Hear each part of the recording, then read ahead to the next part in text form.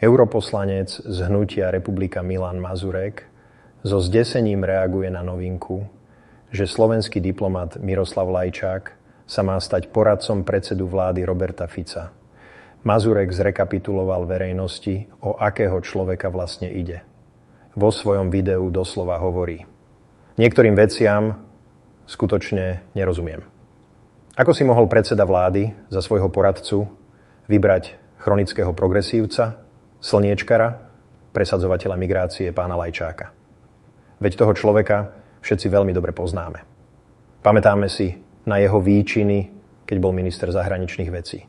Pamätáme si, ako urážal slovenský národ, keď ľudia odmietali akceptovať pakt OSN o migrácii, ktorého on bol dokonca spoluautorom, pracoval na ňom a píšil sa ním. Jeho cieľom bolo zaplaviť Európu nelegálnymi imigrantmi z Afriky a nastaviť systém, kedy by títo prichádzali po miliónoch do Európy neustále a už navždy, až by Európu úplne zmenili. A takýto progresívec, takýto otvorený podporovateľ Bidena, Obamu a všetkej tej ultraliberálnej kliky v Spojených štátoch sa stane poradcom predsedu vlády Roberta Fica. Takto sa, páni a dámy, vo vláde, to budem úprimný, hrádza proti progresivizmu rozhodne nebuduje.